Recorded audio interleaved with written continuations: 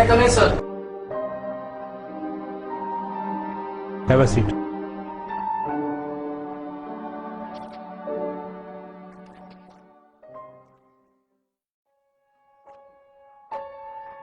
Science. Science, science, science. Science requires proof. As this is my first class with you, I will explain it my way. You are a Muslim, right? Yes, sir. So you believe in God? Absolutely, sir. Is God good? Of course, sir. Is God all-powerful? Yes. My brother died of cancer, although he prayed to God to heal him. Most of us would attempt to help others who are ill, but God didn't. How is this God good then? You can't answer, can you? Let's start again, young fella. Is God good? Yes, sir. Is Satan good? No. Who created Satan? That's right. Tell me, son, is there evil in this world?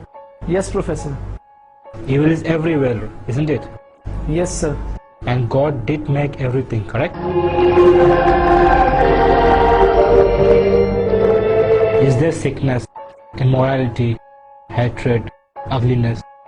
All these terrible things exist in this world, don't they? Yes, Professor. So who created them? Science says you have 5 senses you use to identify and observe the world around you. Tell me, son, have you ever seen God? No, Professor. Tell us if you have ever heard your God. No, Professor. Have you ever felt your God, tasted your God, smelt your God? Have you ever had any sensory perception of God for that matter? No, I'm afraid I haven't. Yet you still believe in Him. Yes, Professor. According to empirical, stable, demonstrable protocol, science says your God doesn't exist. What do you say to that, my son? Nothing. I only have my faith. Yes, faith. And that is the problem which science has. Professor, is there such a thing as heat? Yes. And is there such a thing as cold? What kind of question is this? We all know there is cold. No, sir, there isn't. You can have lots of heat, superheat, mega heat, white heat, little heat or no heat, but we don't have anything as cold. We can hit 458 degrees below zero, which is no heat, but we can't go any further after that. There is no such thing as cold. Cold is only a word we use to describe the absence of heat. We cannot measure cold. Heat is energy. Cold is not the opposite of heat, sir, just the absence of it. What about darkness, Professor? Is there such a thing as darkness? Yes, what's night if there isn't darkness? You're wrong again, sir. Darkness is the absence of something. You can have low light, normal light, bright light, flashing light. But if you have no light constantly, you have nothing. And it's called darkness, Professor. In reality, there is no such thing as darkness. If it is, you would be able to make darkness more darker, wouldn't you? So what's the point you're trying to make, young man? Sir, my point is your philosophical premise is flawed. Flawed? Can you explain how? Sir, you are working on the premise of duality. You argue that there is life and then there is death, a good God and a bad God.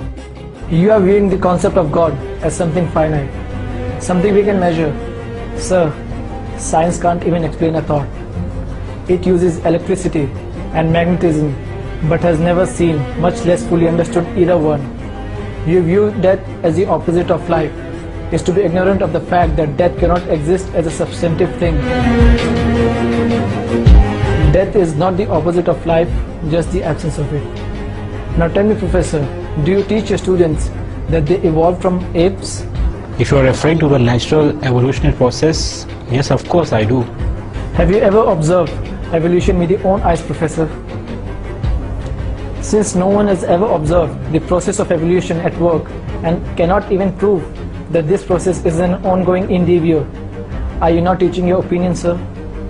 Are you not a scientist but a preacher, Professor? Is there anyone in the class who has ever seen Professor's brain?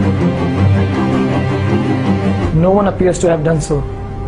So according to the established rules of empirical, stable, demonstrable protocol, science says that you have no brain, sir. With all due respect, sir, how do we then trust your lectures, Professor? I guess you will have to take them on faith, son. That is it, Professor. The link between man and God is faith.